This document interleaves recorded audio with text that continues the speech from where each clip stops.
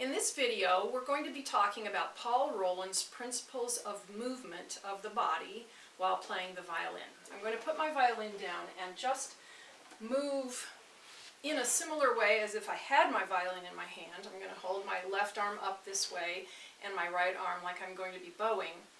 Bilateral movement is moving in two directions at the same time. The right arm is going to go out this way as if it's bowing down, and the body is going to move in the opposite direction. So that's what Paul Rolland called bilateral movement. So let's just do that together. Get your left arm up as if it's holding the instrument, get your right arm as if you're holding the bow, and move with the bow going this way and the body going the other way, and then let's come back together. So the hands start pretty close together here when we start the movement, and then we pull the arms apart as the body moves away from the bow hand and then comes back. Now, one of the things that Paul Rolland did to teach students about bilateral movement was an action called flying pizzicato. So the student would pluck and then make kind of an elliptical oval shape with the hand. It would go out and back in this way. And so in slow motion it would look like this. It would be plucking and then returning. And you see how my bow hand made that oval shape. Let's do that again. Plucking and then returning. Okay, so that's bilateral movement.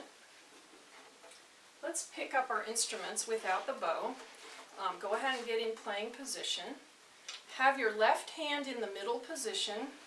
If you see where my tip of my thumb is in the curve of the neck, have the elbow flexible here. So this is the beginning of the flying pizzicato position. And then what we're going to do is take the right hand index finger and just strum across all four strings. And that will be the beginning of the bilateral motion, flying pizzicato. So here we go. We'll do it in slow motion. Ready? Go. And then circle back. And then you're ready to start another one. Okay, let's do 4 in a row, and we'll go just a little bit faster. We'll go 1, 2, ready, go. Strum and back, and strum, back, strum, back, strum, back. Now, one of the things you might have noticed is that my left elbow is going out just a little bit as I rock toward the left, and then it comes back in. Another thing that's happening is when I'm strumming, I'm not strumming and pulling around to my side or behind me with my bow hand. I'm making sure that I go out toward the front. Paul Rolland used to say it's almost like drawing a line straight down the center of your body. When you start that flying pizzicato, think draw a line down the center of your body and then let it fly out and back in. So let's do that one more time. Think about those movements of the left arm, movements of the right arm. Ready, go. 1 and 2, back, and 1. Draw that line and circle back, and your body is moving, and back, and. So that's flying pizzicato for bilateral movement. Now, let's try that with the bow. How does that apply when we're bowing? The same way, except that we're not going to be coming back in that oval shape. Now we're just going to go down, and then we're going to come back up. Medium speed bows. So here we go. Let's put the bow on both the A and D strings. Put it about at the balance point. And remember, our hands are kind of close together to start bilateral motion. And we'll go about this speed.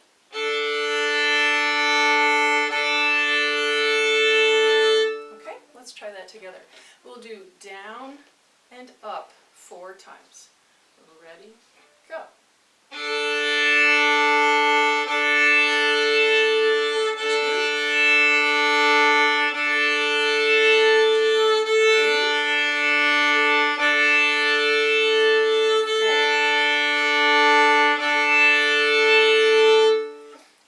Students do sometimes when they start bowing is that they put the instrument here and they start in a really nice place and they go down bow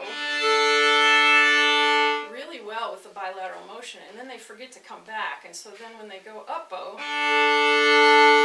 kind of stay over there, and it doesn't work so well. I feel completely out of balance. So what this movement is doing is trying to help you understand how the body works, what the body needs to be able to be balanced and do these movements in a relaxed manner. Another thing that a student might do is rotate around too much this way. Here's what would happen. Watch what happens with the bow at the contact point.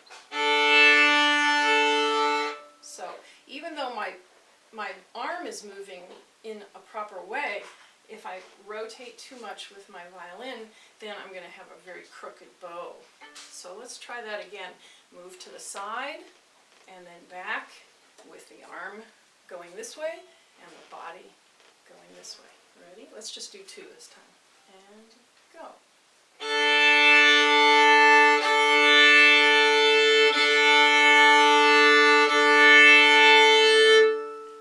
Okay, so that's bilateral motion with the bow. The other type of movement that you will do sometimes when you're playing songs is if you have a really long note and you want to have some nice intensity to the note, unilateral motion will help you with that. Let's do unilateral without the violin or the bow. And what unilateral is, you may have guessed already, is that both hands are going to move in the same direction. And the body is also moving in that direction. So when I start at the frog of the bow and I go down bow, instead of going away from my bow hand, I'm moving toward my bow hand. Now, if you can see how far apart my hands are, when I do bilateral, they pull apart fairly quickly. When I do unilateral, they're going the same direction, but the bow is moving just a little faster than what my body is moving. So that's how I get that intense sound. So let's try unilateral movement. Ready, go. Very slow bow. Let the bow go a little faster than the body. Lean toward the right side. Turn the bow around to an up bow and let the body come back. And the bow moves just a little faster than the body. And then we end with our hands close together again. Okay, let's pick up our instrument and try this with, we'll do it with the bow without doing the pizzicato. The flying pizzicato is for bilateral, but we'll go straight to the bow stroke and go a little bit slower bow than what we did for bilateral. Here's what it looks like.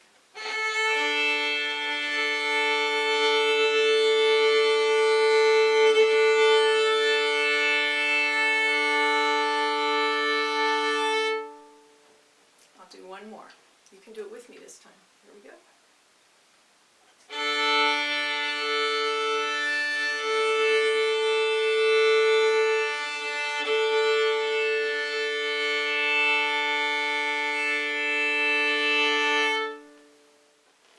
So now you've done bilateral movement, flying pizzicato, and unilateral movement. There's one more activity that I like to do, and this also came from Paul Rolland, to be sure that you're holding the instrument properly without fidgeting when you first put the instrument up into playing position. Have you ever put it up there and it just didn't feel quite right? It didn't go in the right place, and so you lift your chin, you lift your head, you wiggle your shoulder and try to get it into the right place. What you want to be able to do is have it down and put it up and be ready to go right away. So this is called the fly. What we're going to do is a third position scale on a G major scale, first finger on the D string, and we're going to play two notes with bilateral motion, and then we're going to fly open with both hands going in opposite directions, and then come back and then play the next two notes. So there won't be any time for fidgeting. As soon as the instrument comes back in playing position, we have to be able to go. So we'll just do a couple of those. Let's start with G and A. I'll do a demonstration first. And fly out and back. Out and back. Okay, so let's try that together. I have buttons and I'm landing on my buttons here. I hear little clunks. Okay, here we go. And out and back. Out and back. The whole body moves. Out and back. Out and back. And so that can be a dangerous thing if you go too fast. You might lose hold of your instrument. Always do that in third position so your hand is close to that middle and it's easier to hold on to when you're doing the fly. If you're back in first position, you might lose hold of it, and we don't want the violin to go flying. Just your body flies and comes back.